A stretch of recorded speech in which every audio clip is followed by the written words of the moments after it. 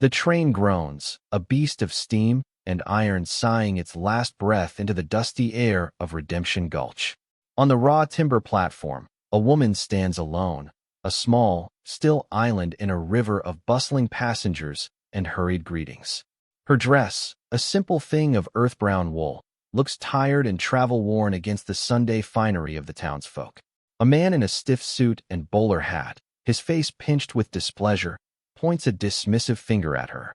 "I sent for a bride, not a beggar," he declares, his voice loud enough for half the town to hear. "Look at you. Shabby.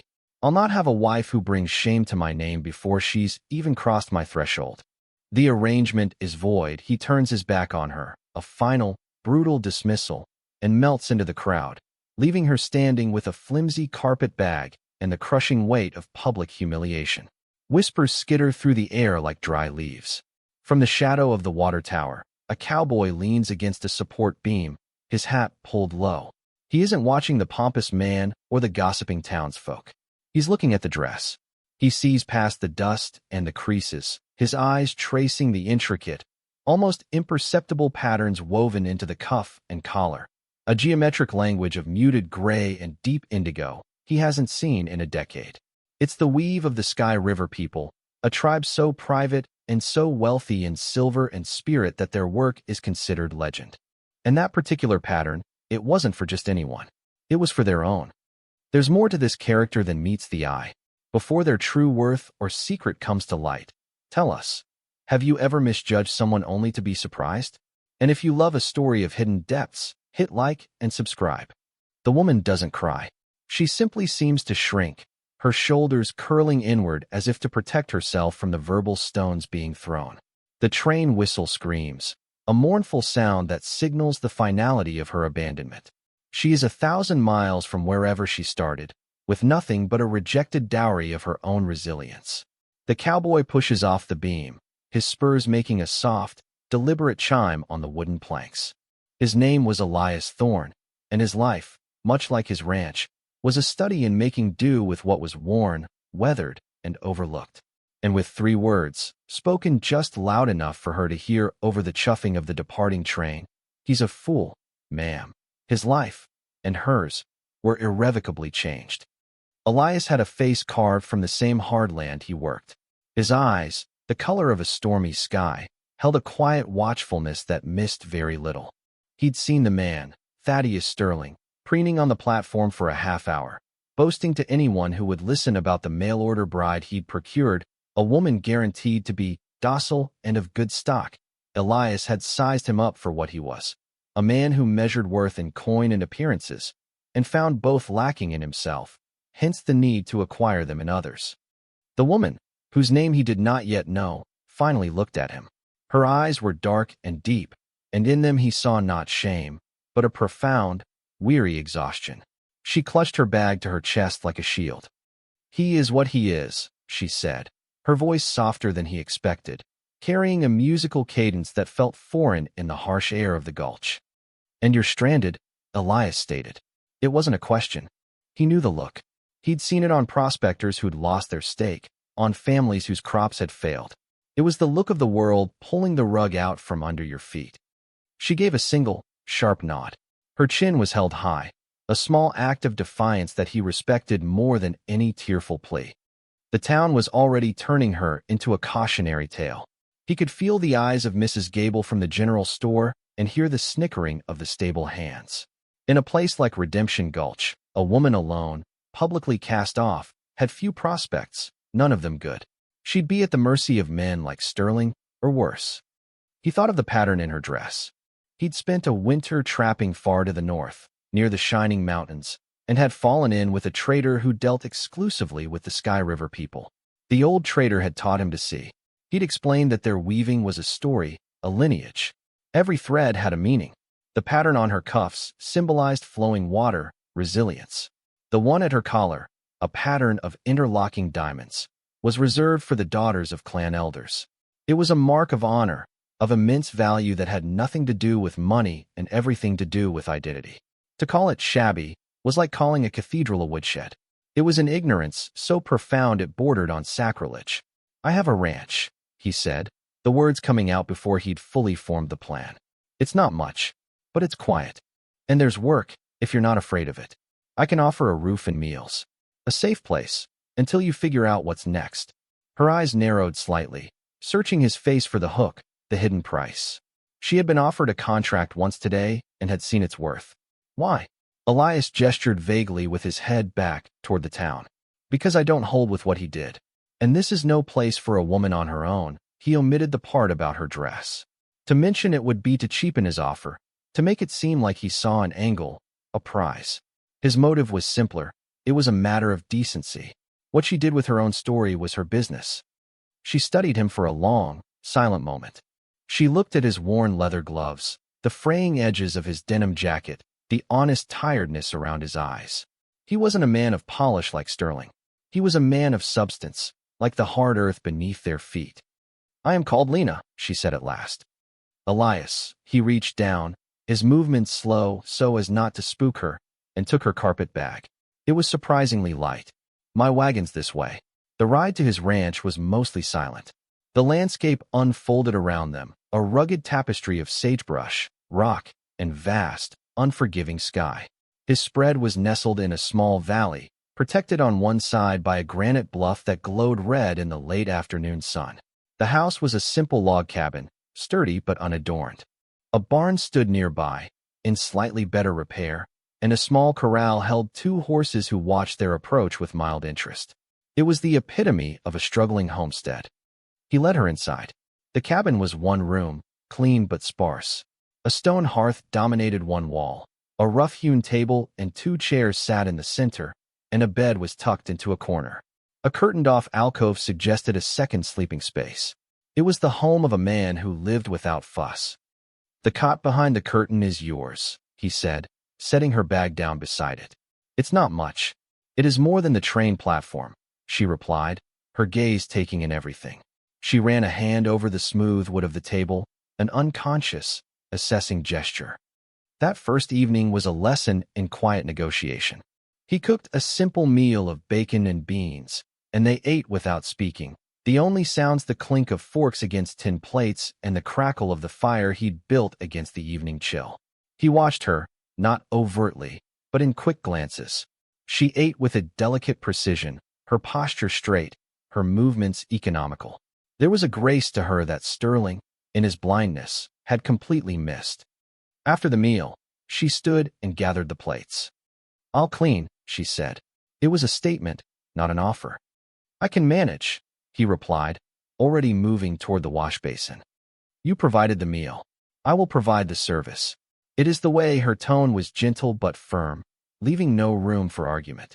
He found himself stepping aside, watching as she washed the dishes with a methodical care, as if the simple chore was a ritual. He realized then that she was not accustomed to being idle, nor was she accustomed to accepting charity. Her pride was a tangible thing, woven as intricately into her being as the threads in her dress. He felt a grudging respect bloom into something more. This was not a wilting flower. This was a deep-rooted desert plant, built to survive in the harshest of climates. Days bled into a week, and a routine settled over the small ranch as gently as dust. Lena was a tireless worker, but her skills were not the ones he'd expected. She knew little of mending fences or slopping hogs, but she had an uncanny touch with his small vegetable garden, coaxing life from the stubborn soil. She moved among the plants with a quiet reverence, whispering to them in a language he didn't understand. One afternoon, he found her by the small creek that ran behind the cabin, her hands stained with the juice of some dark berries he'd always considered useless. They are good for a cough, she explained, holding one up for him to see. And the root of that weed, she pointed to a scraggly plant. If you boil it, it makes a poultice for a burn.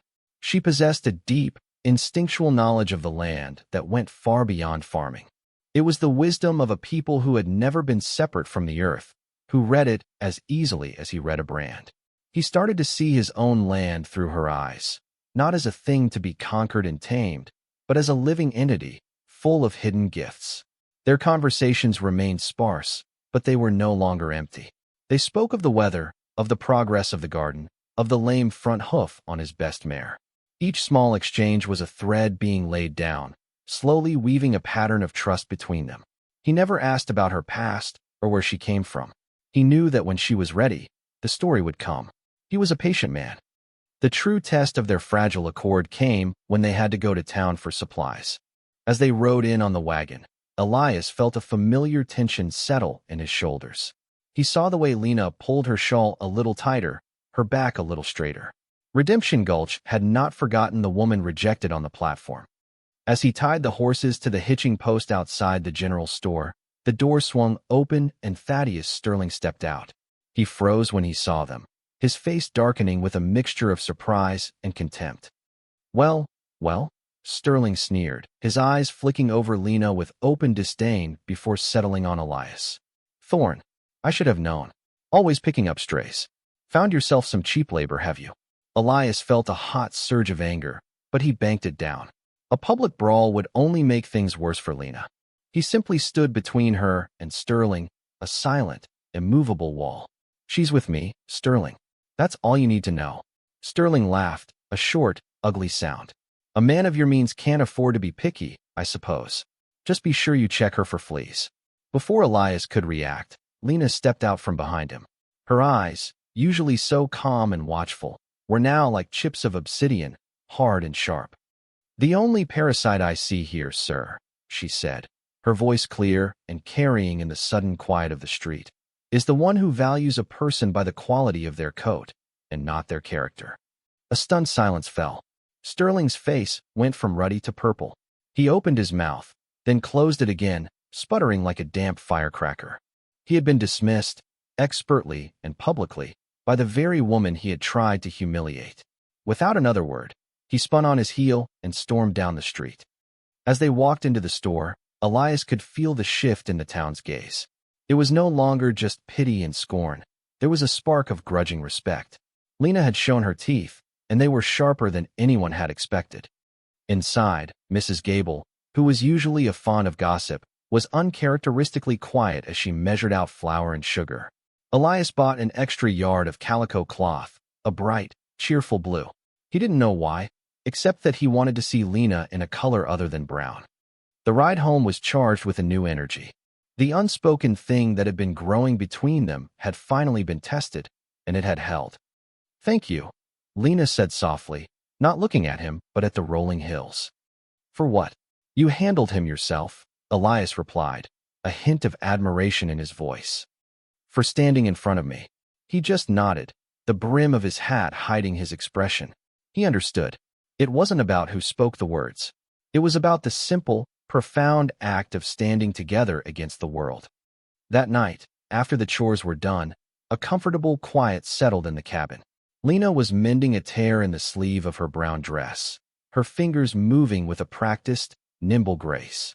The firelight played over the intricate weave, and for the first time, Elias felt he could speak of it. That's fine work, he said, his voice casual as he cleaned a piece of tack. She looked up, her needle pausing mid-stitch. My mother taught me. I've seen it before. Up north. The Sky River people, they call themselves. Lena's hands stilled completely.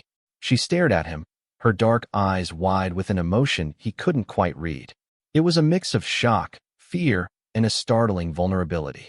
The walls she kept so carefully maintained had been breached. You know of my people? She whispered. I know their work is sacred, he said gently. I know it tells a story, and I know that a man who calls it shabby is a blind fool. A single tear traced a path through the dust on her cheek. It was the first tear he had ever seen her shed. She didn't wipe it away.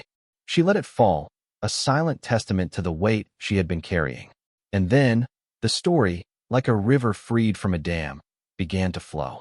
Her name was not just Lena. It was Alara of the Sky River clan. She was the daughter of the chief weaver, a woman whose hands had created the ceremonial robes for 3 generations of elders. Her father was a councilman, a respected leader. They were not rich in the way Sterling understood it. They had no use for gold coins. But their wealth was in their land, their traditions, their silver mines, and their artistry. The dress she wore was her coming-of-age garment, woven by her mother from the wool of a sacred flock, its patterns telling the story of her lineage, a story of strength, wisdom, and resilience. She had been betrothed, as was tradition, to a man from a neighboring clan to forge an alliance. But he was a cruel man, with a hunger for power and a harsh hand. After her parents died in a sudden fever that swept through their village, the man, Kale, had tried to claim his rights and her inheritance of her mother's looms and designs early. He saw her not as a wife, but as a prize, a tool to consolidate his own power. Fearing him, and with no one left to protect her, she had fled.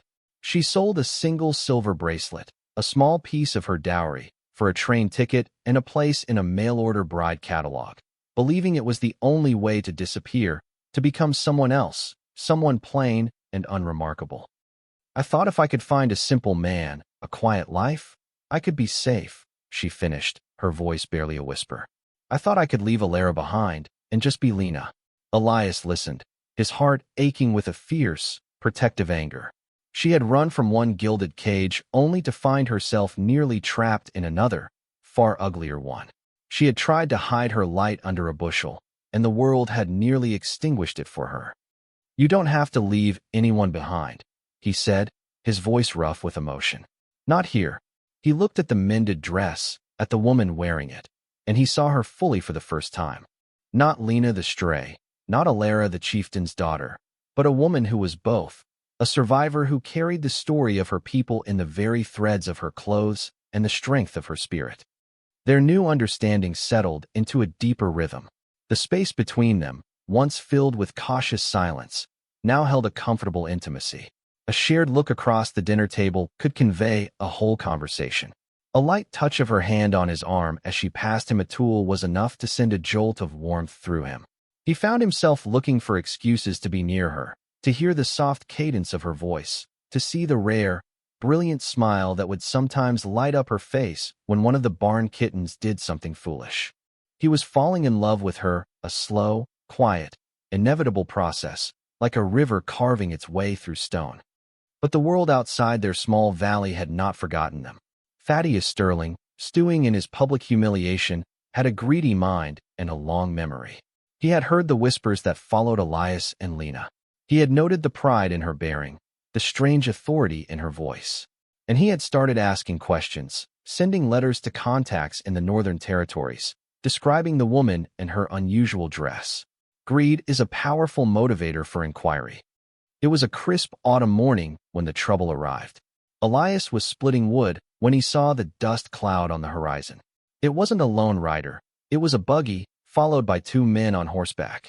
As they drew closer, he recognized the buggy as belonging to the town sheriff, and sitting beside him, looking smug and triumphant, was Thaddeus Sterling. Lena came to the cabin door, her face pale. She had seen them too. "Stay inside," Elias said, his voice low and firm as he picked up his axe, holding it loosely at his side. The sheriff, a portly man named Blevins who valued an easy life above all else, halted the buggy a respectful distance from the cabin. Sterling, however, climbed down and strode forward, his face flushed with vindictive pleasure. "Thorne," he called out, "your game is up. I've come for what is mine." "You have nothing here, Sterling," Elias said, his eyes like flint. "Oh, but I do," Sterling preened. "I have a contract, a mail-order bride agreement. And I have learned a great deal about this lady," he spat the word. "It seems she is not some simple farm girl. She is Alara of the Sky River people, and she is the heir to a considerable fortune in land and silver rights. She is a runaway, and she deceived me as to her station." Sheriff Blevins cleared his throat, looking uncomfortable. "Mr. Sterling has filed a complaint, Elias, for breach of contract and fraud. He claims the woman belongs to him by right of his initial agreement. He publicly rejected that agreement," Elias stated flatly, "in front of half the town. A heat of the moment misunderstanding." Sterling waved a dismissive hand. "Now that I know her true value, I am willing to forgive her deception. I am here to escort my betrothed back to town." The raw, naked greed in the man's eyes was sickening. He didn't see Lena. He saw a silver mine. At that moment, the cabin door opened and Lena stepped out. She was not wearing her shawl. She stood tall, her shoulders back, her chin high. Her brown dress, no longer a symbol of shame, seemed to be a robe of office. She walked to stand beside Elias, not behind him. "I am not your betrothed, Mr. Sterling," she said, her voice ringing with an authority that made the sheriff shift his weight. "I am not a contract to be enforced, and I am not a stray to be claimed." Sterling's face twisted in fury. "You will come with me, or I will have the sheriff here arrest you for vagrancy and fraud." "On what grounds?" Elias's voice was dangerously quiet. "She is no vagrant." He turned his head slightly to look at Lena, his gaze softening for just a fraction of a second, a silent question in his eyes. She met his look and gave a nearly imperceptible nod. The decision was made. They would stand together. Elias turned back to the sheriff, his expression resolute. "She is my wife." The words hung in the air, solid and unshakable. Sterling stared, dumbfounded. Sheriff Blevins' jaw dropped. "Wife?" Sterling finally sputtered. "That's impossible." "When? That's our business," Elias said calmly. "But she is the mistress of this ranch, and you are trespassing on our land. I suggest you leave now." Lena stepped forward, her eyes locked on Sterling. "You saw a shabby dress, and you saw a beggar. You saw nothing. This man," she placed a hand on Elias's arm, "saw a human being in need of kindness. He offered me shelter when you offered me scorn. He has shown more honor in a single day than you have shown in your entire life. This is my home. He is my husband. There is nothing for you here." Her words were not angry. They were a simple, devastating statement of fact. She had claimed her place, her voice, her life. Sterling, faced with their united front, his legal claim dissolving into smoke, was rendered impotent. His scheme had crumbled against the bedrock of two people who had chosen each other. Sheriff Blevins, seeing a world of trouble he wanted no part of, especially if it involved angering a powerful tribe over a woman who was now a legally settled wife, made his decision. "I think your business here is concluded, Mr. Sterling," Blevins said, his tone final. He gestured for his deputies and Sterling to retreat. Defeated and humiliated for a second and final time, Sterling shot them a look of pure hatred before climbing back into the buggy. Elias and Lena stood together, watching as the dust cloud of their departure receded, until the valley was quiet once more. The vast sky arched over them, a silent witness. The immediate threat was gone, neutralized not by violence, but by truth and commitment. He turned to her, the tension slowly draining from his shoulders. Her hand was still on his arm. He looked down at it, then back up to her face. The words he had spoken in defiance now hung between them, a promise waiting to be sealed. "Lena," he began, his voice hoarse. She silenced him by simply tightening her grip on his arm, her dark eyes shining with a profound gratitude and an emotion that mirrored his own. There were no more secrets between them. He was not a savior, and she was not a victim. He was a quiet man who had recognized true worth, and she was a strong woman who had finally found a place where she could let her light shine. He reached up and covered her hand with his own. The cabin behind them was no longer just his shelter. It was their home. The land stretching out before them was no longer his struggle. It was their future.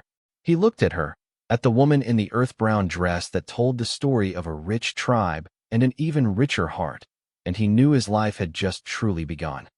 Thanks for watching. If you believe in compassion, overcoming prejudice, and finding love in unexpected places, give this story a like and subscribe for more. Her true worth was finally seen. What does true value in a person mean to you? Tell us below.